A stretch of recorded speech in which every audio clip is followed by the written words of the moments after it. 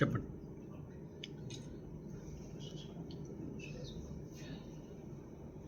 Hi everyone. నేను doctor Shashikant Madhu, senior consultant cosmetic and plastic surgeon, Yashoda hospital Somajiguda branch నుంచి. Today ఇవాళ నేను ఒక స్పెసిఫిక్ టాపిక్ గురించి మన అవేర్నెస్, మన వరంగల్ చుట్టుపక్కల ఉన్న ప్రజలందరికీ ఒక స్పెసిఫిక్ టాపిక్, ప్లాస్టిక్ సర్జరీలో ఒక స్పెసిఫిక్ పీడియాట్రిక్ పిల్లల్లో మనకి రకరకాల ఇంజురీస్ కానీ డిఫెక్ట్స్ కానీ ఎలా మనము అడ్వాన్స్డ్ లేటెస్ట్ టెక్నిక్ యూజ్ చేసి మనము రీకన్స్ట్రక్షన్ అండ్ కాస్మెటిక్ డిఫెక్ట్స్ని ఎలా రీకన్స్ట్రక్ట్ చేస్తాము అనే దాని గురించి ఒక అవేర్నెస్ క్రియేట్ చేద్దామని ఈ ప్రెస్ మీట్ పెట్టాము.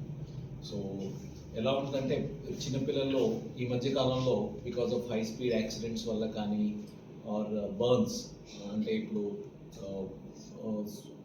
వాళ్ళు యాక్సిడెంటల్గా కాల్చుకుంటాం కానీ, వేడి నీళ్ళలో పడిపోవడం కానీ, వేడి మీద పోసుకోవడం కానీ, అలా లేకపోతే పుట్టినప్పుడు డిఫెక్ట్స్ ఉంటాయి లైక్ గ్రహణం మొర్రి ఆర్ వేళ్ళు చేతులు కాళ్ళు కానీ చేతులు వేళ్ళు కలిసిపోయి పుట్టడం, కలిసి ఉండి పుట్టడం కానీ, అలాగే ఇప్పుడు కొన్ని క్యాన్సర్స్, చిన్నపిల్లల్లో క్యాన్సర్స్ కొంచెం రేర్ ఉంటాయి కానీ కొన్ని క్యాన్సర్స్, అలాగే మెయిన్ ఇంపార్టెంట్ యాక్సిడెంట్స్ బాగా పెరిగిపోయినాయి పిల్లల్లో కూడా.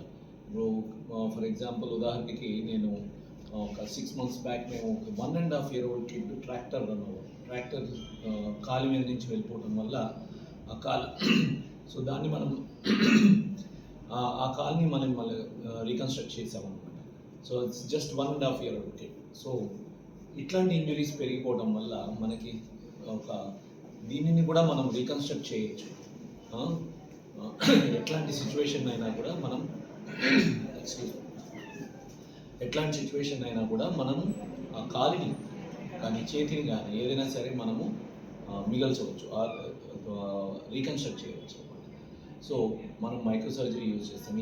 ఈ చిన్నపిల్లవాళ్ళలో మనము ఆర్థోపెడిక్ సర్జన్ హెల్ప్తో అది ఫ్రాక్చర్స్ అన్నీ స్టెబిలైజ్ చేసి తర్వాత మనము మైక్రోవాస్కులర్ సర్జరీ అంటే వీపు మీద ఉన్న కండ తీసి దానికి రక్తనాళాలను జోడిస్తాం అన్నమాట, కాలి రక్తనాళాలు.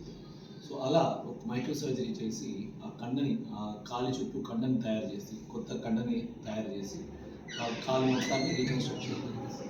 సో ఈ విధంగా మనము advanced micro surgical techniques use చేసి మనము పిల్లల్లో ట్రామా, అంటే ఏదైతే యాక్సిడెంట్స్ వల్ల నలిగిపోవడం కానీ, కాలు నుజ్జు అయిపోయిన ఏదైతే పార్ట్స్ ఉన్నాయో మనం మళ్ళీ తయారు చేయగలం. అలాగే కొన్ని కంజనైటల్ డిఫెక్ట్స్, అంటే పుట్టుకతో వచ్చిన డిఫార్మిటీస్ లైక్ గ్రహణం మొర్రి, కాళ్ళు చేతులు, ఒక బేబీకి మేము కాళ్ళు చేతులు, 2 చేతులవి కాళ్ళవి 2 వేళ్ళన్నీ అతుక్కుపోయి పుట్టాడు. సో ఇవన్నీ జనరల్గా మనము స్కానింగ్ ఏదైతే ఉంటుందో డెలివరీకి ముందు మనం మల్టిపుల్ స్కానింగ్స్ చేస్తాం. ఈ మన ఏదైతే మన ఈ లోపల అనామలీస్ ఏదైనా ఉంటాయో డిటెక్ట్ చేయడానికి ఈ చిన్నవి స్కానింగ్లో ఒక్కొక్కసారి కనపడకపోవచ్చు. సో ఇవన్నీ పుట్టిన తర్వాత పాపం పిల్లవాళ్ళ తల్లిదండ్రులకి చాలా టెన్షన్ క్రియేట్ చేస్తాయి. సో అటువంటి టెన్షన్ను మనం క్రియేట్ అవసరం లేదు. మనము వీటన్నిటిని ఆల్మోస్ట్ నార్మల్ కింద తయారు చేయొచ్చు. ఏదైతే చేతి వేళ్ళు అతుక్కుపోయి పుడతారో అవన్నీ నీట్గా నార్మల్గా వితౌట్ ఎనీ ఫంక్షనల్ డిఫెక్ట్ మనం సెపరేట్ చేయొచ్చు. అలాగే గ్రహణం మొర్రి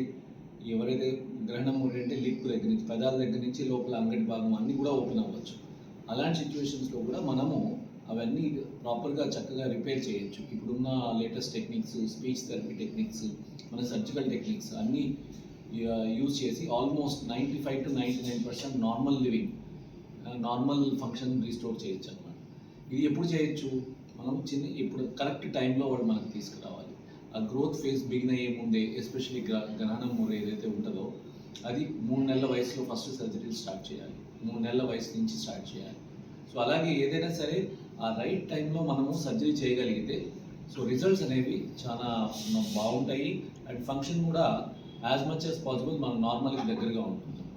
సో ఇవన్నీ పిల్లల్లో ముఖ్యంగా ఏదైతే కంజనైటల్ అనామలీస్ కానీ, ఇట్లాంటి యాక్సిడెంట్స్ కానీ సరైన సమయంలో మనం కరెక్ట్ సర్జరీ చేయగలిగితే చాలా వరకు మనం రీకన్స్ట్రక్ట్ చేయొచ్చు.